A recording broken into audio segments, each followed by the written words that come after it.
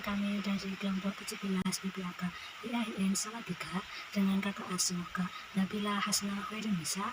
Izinkan kami untuk menyampaikan sedikit materi mengenai moderasi beragama. Moderasi secara bahasa, karena moderasi berasal dari bahasa Latin moderatio, yang berarti kesederhanaan atau tidak berlebihan dan tidak kekurangan.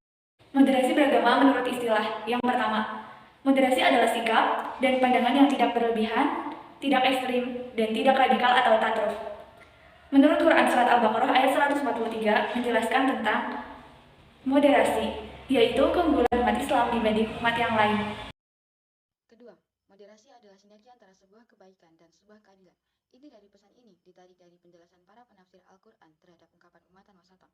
Menurut mereka, maksud ungkapan ini adalah bahwa umat-umat Islam merupakan orang-orang yang mampu berlaku adil dan orang-orang yang baik.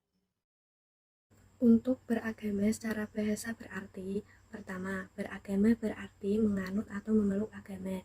Contoh, saya beragama Islam dan dia beragama Kristen. Kedua, beragama berarti beribadah, taat kepada agamanya, baik hidupnya dalam kurung menurut agama. Contoh, ia datang dari keluarga yang beragama. Yang ketiga, beragama berarti sangat memuja-muja, dengar sekali pada, dan mementingkan kata percakapan. Seperti contoh, mereka beragama pada harta dan benda. Secara istilah, keberagaman itu menebar damai, menebar kasih sayang kapanpun dan dimanapun.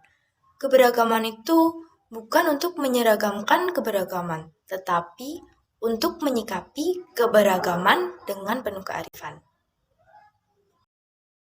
Jadi, moderasi beragama adalah cara pandang kita dalam beragama secara moderat, yakni memahami dan mengamalkan ajaran agama dengan tidak ekstrim, baik ekstrim kanan maupun ekstrim kiri.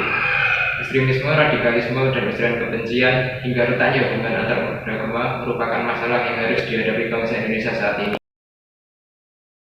1. Islam. Mayoritas warga negara Indonesia beragama Islam. Islam memiliki hari raya, yaitu Hari Raya Idul Adha dan Hari Raya Idul Fitri, dan untuk tempat ibadah bernama masjid. 2. Protestan.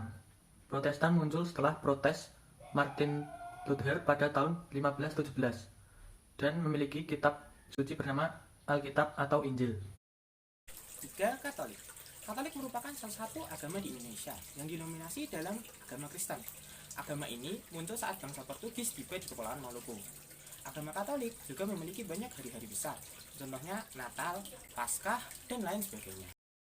Yang keempat ada agama Hindu. Di Indonesia, kini Pulau Bali sebagai pemilik penganut agama Hindu selalu melakukan persembahyangan di pura. Penganut agama Hindu memiliki kitab suci yang bernama Weda. Dan untuk hari raya umat Hindu ada Nyepi, Kuningan, dan Galungan. Kitab suci agama Buddha adalah Tripitaka agama Buddha, awalnya berasal dari India dan menjadi salah satu agama tertua di dunia. Serta Indonesia, para penganut Buddha selalu bersembahyang ke vihara saat perayaan upacara keagamaan seperti Waisak. Agama Indonesia yang terakhir adalah Konghucu. Agama ini berasal dari orang Tionghoa yang berdatangan ke Indonesia dengan kitab suci bernama Sisuwusi. Begitu beragamnya agama yang ada di Indonesia membuat kita harus hidup dengan menghargai satu sama lain tanpa membeda-bedakan dan saling bertoleransi. Karena dengan kita saling bertoleransi, membuat hidup kita nyaman, tentram dan damai tanpa ada perselisihan sesama warga negara Indonesia. Begitu pentingnya moderasi beragama untuk Indonesia.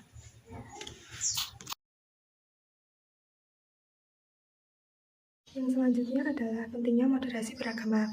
Yang pertama, mewujudkan masyarakat dalam beragama. Yang kedua, melindungi hak dalam memeluk agama. Yang ketiga adalah mewujudkan kedamaian dalam kehidupan beragama. Dengan begitu, kita harus menciptakan sikap-sikap yang mencerminkan moderasi beragama. Tidak memaksa orang lain untuk menganut agama kita, tidak mencela, menghina agama orang lain, serta tidak melarang dan tidak mengganggu orang lain beribadah sesuai agama dan kepercayaan masing-masing. Kita sebagai mahasiswa penerus bangsa, kita harus menjunjung tinggi moderasi beragama. Salam toleransi.